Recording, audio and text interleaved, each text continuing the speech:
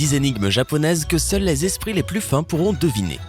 La culture japonaise est fascinante et ces énigmes ne font pas exception. Elles mettent à l'épreuve non seulement ta capacité à sortir des sentiers battus, mais aussi tes compétences logiques, qui s'avèrent particulièrement utiles dans n'importe quelle situation de la vie. Mais avant de savoir si tu as ce qu'il te faut pour les déchiffrer, n'oublie pas de cliquer sur s'abonner et d'activer la cloche des notifications pour ne rien rater ici, du côté sympa de la vie. Énigme numéro 1. Commençons par un casse-tête qui concerne la monnaie officielle du Japon. Tu sais probablement déjà que cette pièce s'appelle le yen.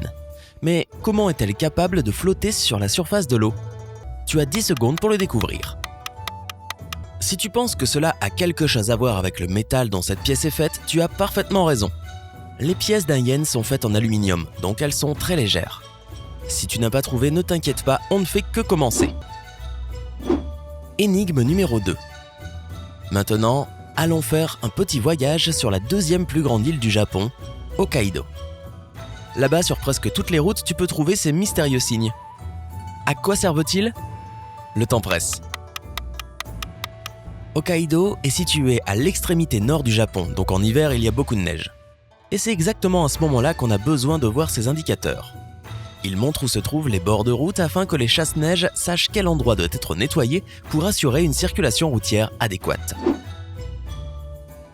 Énigme numéro 3. Le Japon est connu pour ses incroyables sushis. Cependant, au Japon, les sushis sont généralement servis avec une feuille de bambou. Pourquoi ça ? Tes 10 secondes commencent maintenant. C'est en fait une tradition qui remonte à l'époque où les gens utilisaient des feuilles de bambou pour emballer les sushis.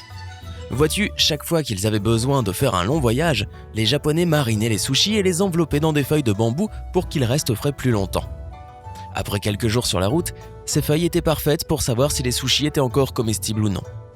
De nos jours, les Japonais le font rarement, mais les feuilles de bambou vont toujours de pair avec les sushis. Énigme numéro 4. En 2016, une devinette mathématique apparemment simple est devenue virale au Japon lorsqu'un groupe de recherche japonais a découvert que seulement 60% des jeunes de 20 ans avaient réussi à trouver la solution.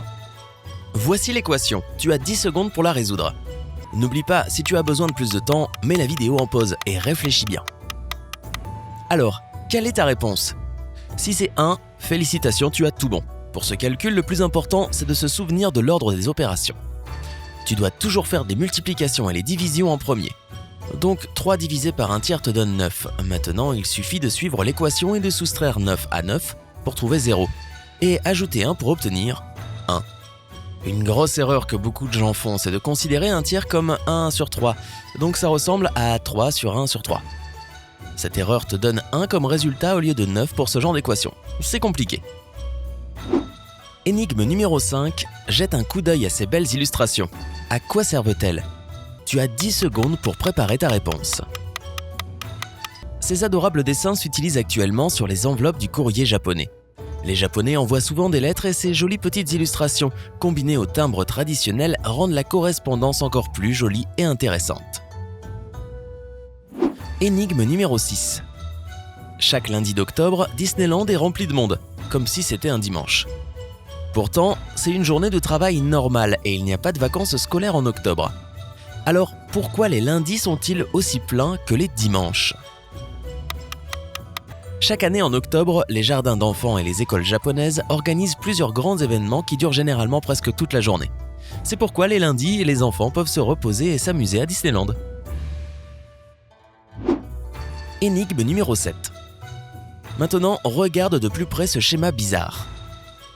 Son élément principal symbolise une partie importante de la culture japonaise. Peux-tu deviner ce que ça peut être ? Fais appel à ton imagination. Alors, des idées ?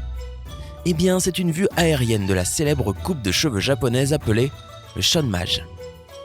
Cette coupe de cheveux destinée aux hommes consiste à raser le haut du crâne et faire un chignon avec les cheveux qui restent sur la partie arrière supérieure de la tête. Les Japonais l'associent avec les samouraïs et de nos jours avec les lutteurs de sumo. Ce casse-tête peut être tout un défi pour les experts de la culture japonaise, donc si ta réponse était relativement proche de la bonne, tu es certainement une personne avec un esprit vif. Énigme numéro 8. Ok, maintenant revenons à l'éducation dans les écoles japonaises. Même si tu n'es plus étudiant, tu te souviens de tes années à l'école, n'est-ce pas ? Regarde donc cette image et essaye de deviner pour quelle matière scolaire les professeurs japonais l'utilisent-elles. Tu as 10 secondes. Cette photo est utilisée dans un cours de géographie. Elle aide les élèves à se souvenir de certains contours sur une carte. Donc, si tu es encore à l'école, souviens-toi de cette astuce japonaise créative. Énigme numéro 9.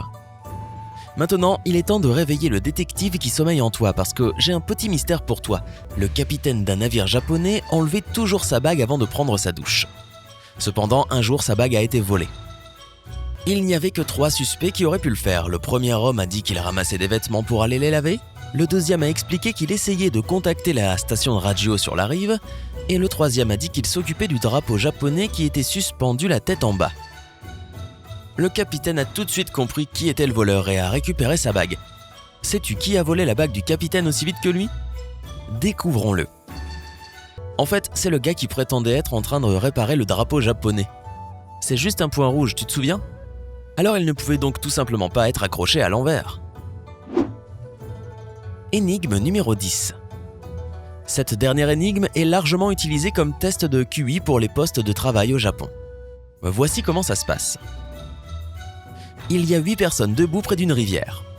Un père, une mère, 2 fils, 2 filles, un policier et un voleur. Ils ont tous besoin de traverser la rivière, mais ils ont un dilemme. Seulement 2 personnes peuvent être sur le radeau à la fois. Seuls le père, la mère et le policier savent utiliser le radeau. Le père ne peut pas être seul avec ses filles. Et la mère ne peut pas être seule avec ses filles. Bien sûr, le voleur ne peut absolument pas rester avec l'un des membres de la famille sans avoir le policier à proximité. Voilà l'énigme.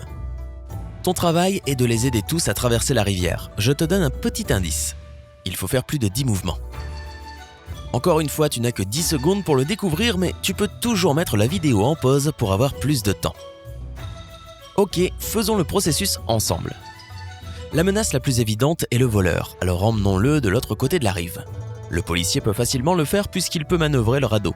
C'est la première chose à faire. Les fils ne peuvent pas être avec la mère, mais qui a dit qu'ils ne peuvent pas être avec le policier ? Faisons revenir le policier et amenons l'un des fils de l'autre côté de la rivière. Cependant, nous ne pouvons pas le laisser avec le voleur. Alors le policier doit ramener le voleur avec tous les autres.